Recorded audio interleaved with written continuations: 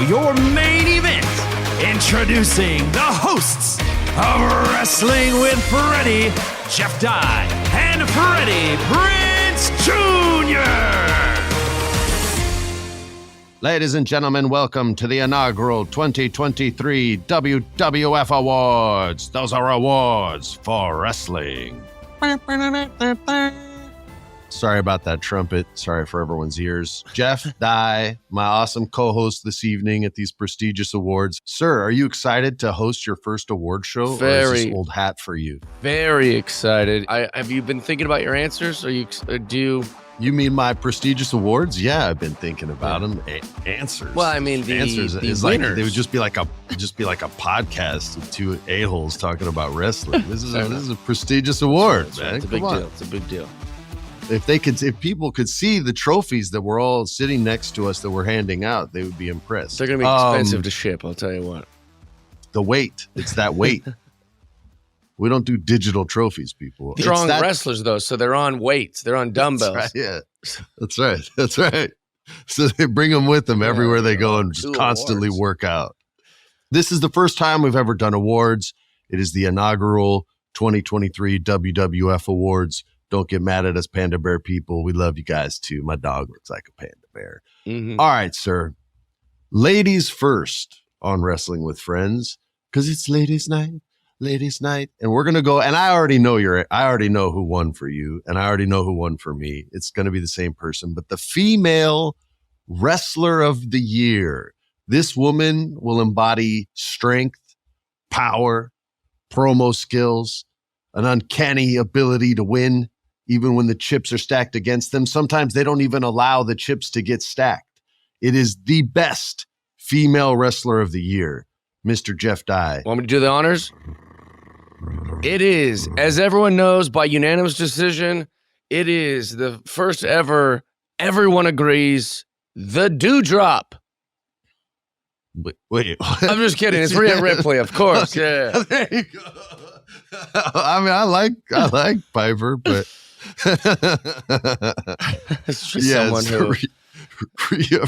she's not even Dewdrop. I got love for Piper Niven. Bossing around Chelsea and smashing everybody, but it is Rhea Ripley. We fawn over her constantly on this show. She is the women's champ, and as Jeff says, will be the women's champ for a very, very long time to come. There's speculation of maybe a little WrestleMania with her and Becky Lynch. I think she even wins that match. That's how over and she is. It's not. She didn't have a moment like Becky with the bloody nose and standing in the crowd that made her. It's been a slow, long development of a story that was written for her. There was no accidental stuff that happened like a busted nose. It was all scripted, acted, executed, and then she has to be a solid wrestler in the ring or the crowd's going to call BS right away. And she has all those things and a bag of chips. Rhea Ripley, the very first winner of the WWF Inaugural Awesomeness Awards. Congratulations. She's not here to make a speech. She did give me a little note that said, thank you very much. You guys rule. And then some like really nice stuff, but I don't want to brag about how great we are. So we'll leave it at that. Next up, and this isn't the Academy Awards where they make you wait to the end to see best female and best male. We give it to you right away because that's what you want. The male wrestler of the year, sir. For the Jeff Dye winner, honorable mention is Seth Rollins. He has really taken his career up a notch this year, whether you love him or hate him, whether you fake hate him because he's a heel or whatever. But like, if you actually just don't like Seth Rollins, you've got to give the dude credit that he's had an incredible, he's really leveled up, I feel like, in the last year. Big shout out to him. But for me, if we're talking about leveling up, we're talking about who's cool, we're talking about who's great, my Jeff Award for male wrestler of the year is L.A. Knight. Yeah, that's my pick because he's also leveled up. He's been great. He went from what I would say in 2022, like a guy some people talked about, to a guy that everybody. Bro, he was a manager for male models and he wasn't even a wrestler. He went from not even being awesome on NXT to being just, it wasn't his fault, but strapped with a horrible gimmick where he didn't even get to wrestle, to wrestling Roman Reigns in Saudi Arabia for the World Championship.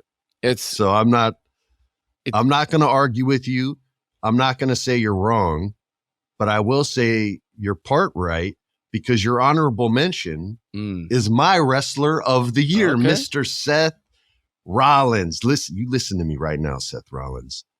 I don't care how weird you dress and how crazy it is. It makes no difference to me, dude. You're sick on the mic and you're awesome in the ring and your character knows it, says it, and people can't even get mad because everything you say is true. You're awesome.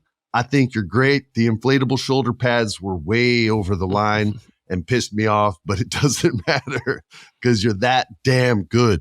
Wrestler of the year, first one of the year for me, Seth freaking Rollins. You've got LA Knight, who I'll have later in the show. Thank you very much. I think that's an awesome choice, sir. That's a good, Seth Rollins has had an incredible year. I mean, they're literally putting him on the face of everything, too. Yeah, the WWE truck drives by, it's the face of Seth Rollins. Even the rumors about CM Punk coming to WWE, all the thumbnails would be like, some Seth Rollins would find his way some in there. Like, is he coming over there for this? It's almost like they could like kind of sniff out that feud, but it was fascinating. They're also bringing the $2 bill back into currency, and the face is Seth freaking Rollins. Nice. I didn't. That's hear how about damn that. good he was this year. Hot take. That's right news. There. Hot take. That's breaking news, bro. All right, this next one was the easiest one or the hardest one for me. Tag team of the year, sir. This is tough because tag team wrestling doesn't get a primary focus in WWE by any stretch of the imagination. And AEW does give it a lot of attention, but over the span of 3 separate shows, which is very difficult to consume all 3 per week. So it's hard for a tag team to get over unless they were already over. That said, who do you got? Well, you want a drum roll or are you good on the drum roll? I like the drum roll, but I will say it's kind of, like you said, it's tough. Tag teams are tough. When I picture tag team, I think the Legion of Doom. I think of the Road Warriors. I think of Jimmy and Jay Uso. I think of the Young Bucks. I think that's what I think of with a tag team. Whereas the wrestling websites consider a tag team even stables. So once I thought of that, then I was like, well, then I'm going to change my pick a little bit because it hasn't been a big 2 versus 2 tag team kind of thing. So I'm going to pick, seems like cheating a little bit, the Judgment Day. I mean, who's had a better year than the Judgment Day? Finn Balor, Damian Priest, Rhea Ripley, Dominic Mysterio rising. He was almost my wrestler of the year also. And the Judgment Day have had a huge. And they're the current tag team champs with Priest and Balor. So I respect that. I respect that. My pick will stay in the traditional sense. Okay. And it will reject the dirt sheet philosophy. And you have to just be an existing team of 2. This is not a trios team of the year. There is no trios category because I don't love trios wrestling. But maybe if you guys demand it, next year you'll get one. That's right. We're coming back next year. What? Also, my tag team of the year. And again, this was really hard for me because not everyone gets the love. And I wanted to pick Starks and Big Bill, but they just haven't been a team long enough. So I'm going to go with the one that's been around longer, and I'm going with FTR.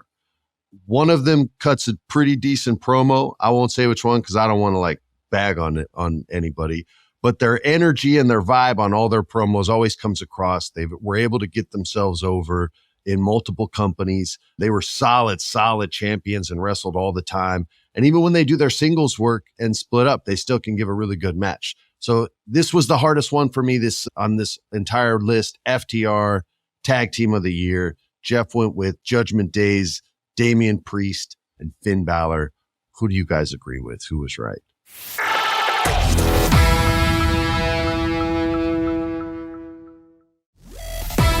Next is the faction. Yes. The stable of the year, sir. So I think I know who yours is because you already love them and we already have 3 of their members as award winners already. So your faction of the year, Mr. Jeff Dye, is? I'm going to say the Bloodline. Because who had a bigger? You're switching from Judgment Day. Well, Judgment Day, I gave tag team, so That's true. But that improves their greatness. That's all. Yeah, I'm gonna say the Bloodline. I mean, what was better story in maybe all of the last 10 years than the Bloodline storytelling? Correct. Anything with Paul Heyman, I support. Anything that's gonna give the new Sami Zayn a big push. I mean, they made him larger than life. They've really done a great thing with the Bloodline. I was even at one point on this podcast, and you can find it and quote me, that I was like, man, they should win like an Emmy for this. Like the storytelling was that good. Like it was so fun to watch.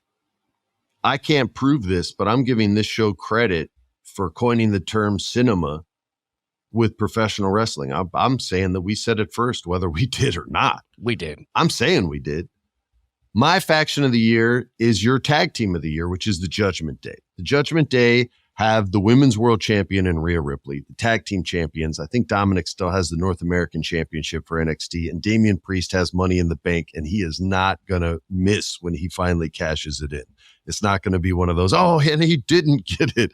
Damian Priest is really, really solid, and he's going to be the world champion against Seth Rollins, or maybe do something crazy against Roman Reigns. I couldn't see that happening, and there's no story to lead to it, but he's going to be the one that dethrones Seth eventually. Even if it's after someone else just dethroned him, then that person's going to get pinned by Damian Priest, and Priest is going to be the new one. So that's my faction of the year. And Finn Balor, by the way, Mike's skills from when he started to where he is now are way better, and they do not pump in those boos on Dominic Mysterio. So every single person in that faction is awesome, and we love you guys. So those are our winners for faction of the year. Next up, sir, the rookies. Listen up, rookie. We're going to duct tape you to a ring post and haze you all day. But at the end of it, you get to be Rookie Wrestler of the Year on WWF. Jeff, who is your Rookie Wrestler of the... I'm being serious. Who's your Rookie Wrestler of the Year, sir? I should have checked with you and the producer to make sure he counts as a rookie. That's the hard part. This is the loosest of the rules, because it's... Some of them are veterans that are just new to TV. Some have only been on TV a little while. Like you could go from anyone to Julia Hart to LA Knight if you wanted to. Yeah. Technically, he's, you know what I mean? So this is loose, and I give you as much latitude as you need, my good man. It's kind of like in Last Comic Standing when they're like, who's this new young comic? And the guy's been doing it for 11 years, but it's the first time he's had like a TV break or anything. It's exactly like that. My Rookie Wrestler of the Year, and like I said, it's probably been a little longer than a year, but Dominic Mysterio. He's won my heart as far as like, I hated this guy so much. And there was a weird part of me, I'm never going to be a wrestler. And that was never in the cards. But yet when he started, I was kind of like jealous a little. Like, oh, they're letting this guy wrestle. You know, just because his dad's a wrestler, he gets to be a wrestler. The guy's clearly never even worked out. Look at his outfit. He's terrible on the mic. He's got the face of a child. He's not even wearing this. He's not even wearing a lucha a mask. I was like, wear a lucha mask, for God's sakes. Your dad is Rey Mysterio. Like, this is insane. But it took a few months and a lot of like great storytelling and a lot of like selling on his part. Like, he just did so stinking good that when I see Dominic Mysterio, I'm like, I love this guy. He's perfect for wrestling. I don't know. I just really like everything he's done. And the fact that he could win me over, I'm usually pretty committed to the wrestlers I do and don't like. Dominic is my guy. He could still use some muscles, let's be honest. But other than that, I'd like to see him a little more jacked. Dominic Mysterio is doing things that I don't even think the company thought he could do. And let me tell you something, and I lived this. When you were a child of legacy, yes, doors are open for you, but it is a hard path to walk. Like what you just said about Dominic were things that I had to deal with, where he's like, why can't you just wear a lucha mask? Your father's Rey Mysterio. Yeah. Every audition was, why can't you just do sitcoms? Why do you want to do movies? Your dad did sitcoms. I'm like, yo, I'm not trying to be that. I want to be my own man. It's hard when there's a junior attached to it because you're just a statue built to honor that which walked before you.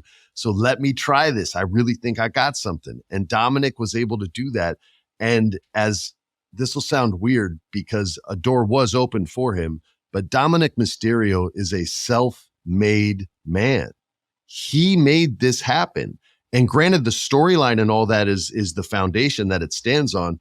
but it's his execution, and it was his ability to make this as believable as you can in wrestling and get that type of reaction in that short a time period. And did it help his dad was Rey Mysterio? Of course it helped. Sure. Did it help that he's getting tons of TV time? Of course it helped. But all those things you said about him are true. The fact that he earned your respect, dead on. And that's why he is also my Rookie of the Year, Dominic Mysterio. This was tough because you could even call Santos a rookie if you wanted to, because he hasn't been on that long, but he's not. And I couldn't do that. He's a straight veteran who's just a G, and he would trump everybody.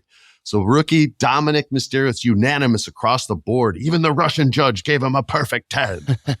All right. Breakthrough Wrestler of the Year, Jeff. This is someone who's made a huge, tremendous impact in the game. And sometimes it's shocking because they're brand new. Sometimes they've been around a long time and they're getting another shot, like Dolph Ziggler back in the day when he was wrestling for his career against The Miz and everybody got behind him again. So it can be from a veteran. It can be from someone new. It could be a rocket ship strapped to somebody. Who is your breakthrough wrestler of the year? My breakthrough wrestler of the year is going to a gentleman. We've heard this story a number of times in wrestling. Vince likes you to be strong. He likes you to be big. He likes you to reinvent yourself a lot of times. Well, I can't tell you how many wrestlers have been laid off and now they get maybe a second chance, right? Like Triple H is famous for letting a guy go and then, hiring him back. And you're like, why'd you even let him go? Wrestling has been very fickle, especially in the last 4 or 5 years of layoffs and then rehires and then wrestlers going to different places. It's a very unpredictable job, it appears, in these last 5 years. And so some guys in the past, what they'll do is they'll go away and then they're so motivated by the disappointment of being released or fired, or maybe even the fear has been put in their heart of am I going to wrestle again professionally? Am I going to be ever, on TV wrestling again? Is that my only chance I'll ever get? And they come back jacked like Jinder Mahal, or they come back in a way where you go, well, this guy's been doing something while he was gone. And I respect that. I like that. And every single time I see it, it makes me happy. So my winner of this award is a young man named Walter Hahn, a.k.a. Gunther. I think Gunther has had that choice. An awesome year. I would have not cared about him in years prior, and now he's a main event guy who's getting all the right looks. He's getting all the right storytelling. I think he's worked hard, started a family, got jacked, and I just like this guy, and I think he's had a great year, and I'm happy for him, and I think he's my breakout guy. I love that choice. Gunther's awesome, and I think he's earned his respect on a slow roll and wasn't handed anything, even though he was pushed. It was his work in the ring that really got people excited about him because he has such a strong, believable style. So I love that choice.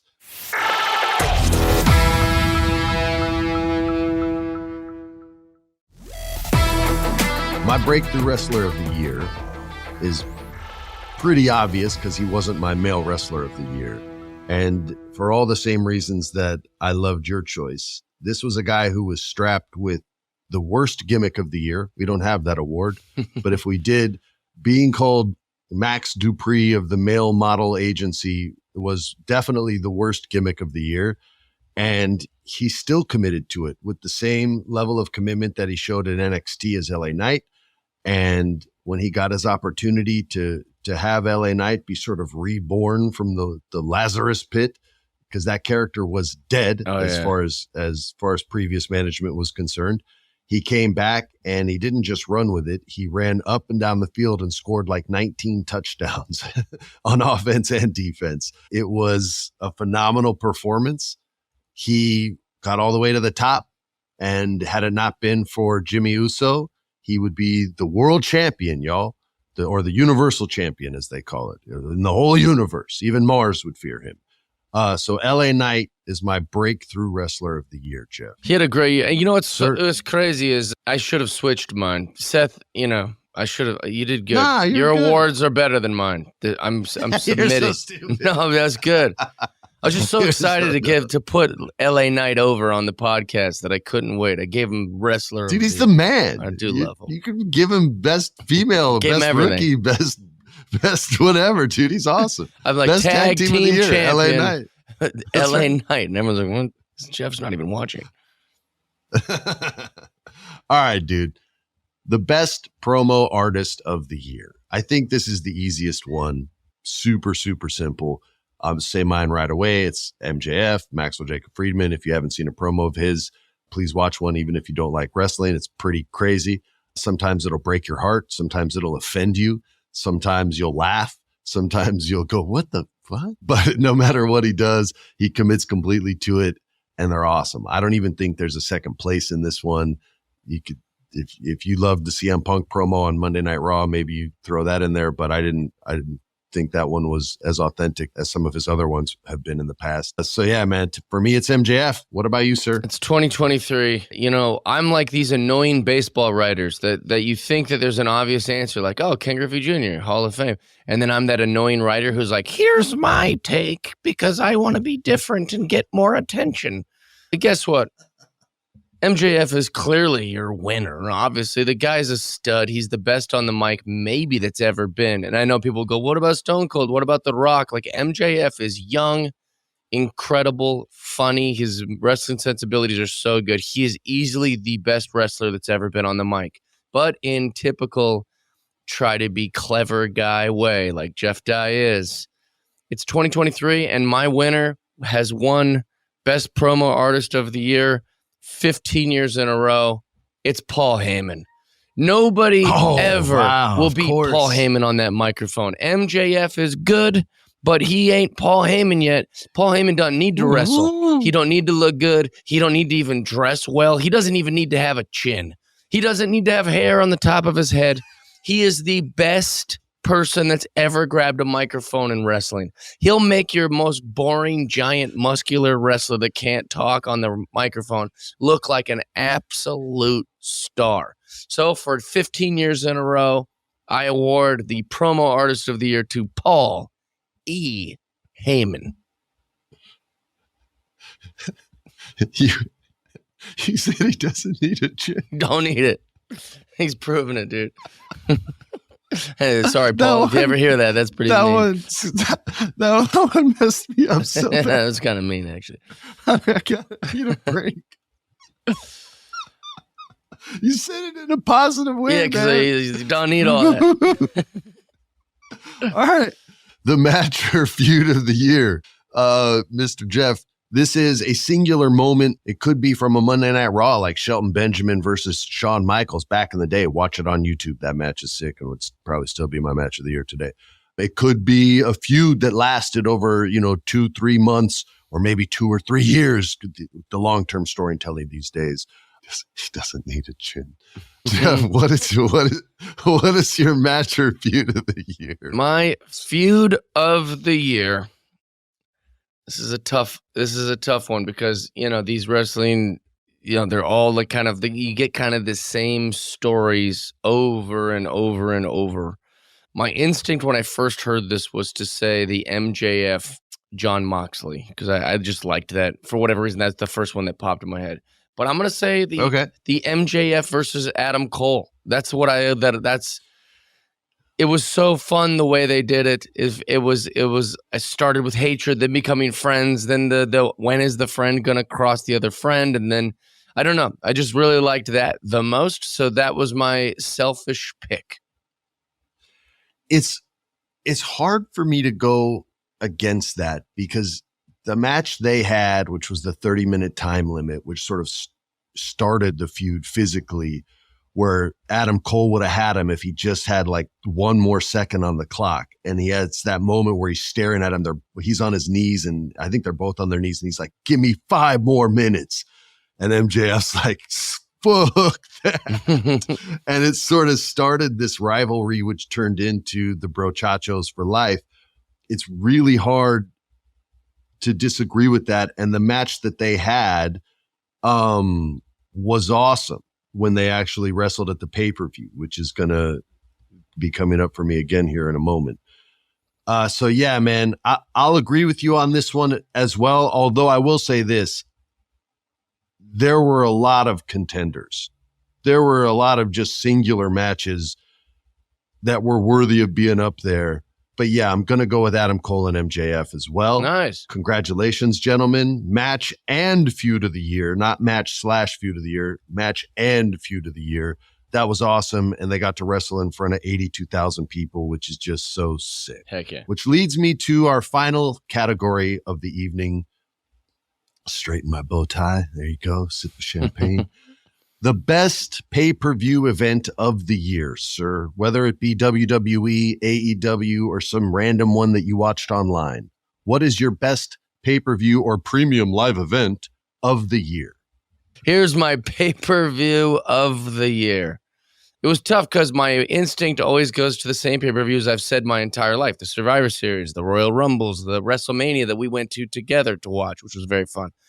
It's like, I love all of them all the time, every single year, with not occasion. I'm usually like a snobby wrestling fan criticizing what I would have changed with my friends, but we enjoy every pay-per-view nonetheless. They're always fun. They're always great. But I think this year, All In London with Chris Jericho and Will Ospreay was as the main event, but there was a million matches that were just absolutely incredible. And I remember like from beginning to end going, this was an incredible pay-per-view. And I also usually, for whatever reason, maybe it's the patriot in my heart, I don't really like when the pay-per-views aren't in America. And maybe it's because of the time difference or for whatever reason, I'm like, what? Why did they go to Ireland or whatever, But now I have to watch at 10 a.m. Yeah, it's like, oh, another Saudi pay-per-view at 10 a.m. It's insane. No, I loved everything about this match. And I think it gave Ospreay a bigger pop just by it being, It was just so good. And to watch a legend like Chris Jericho, who's done all of my favorite things in wrestling, including starting a whole nother wrestling division, having my favorite show, Dark Side of the Ring. He was great in WCW. He's great in WWE. To watch a legend put over Will Ospreay in the finish, just the whole thing was so good. It was my favorite pay-per-view that I've not only seen in a long time, but definitely of 2023. I couldn't agree more. This is my pick as well.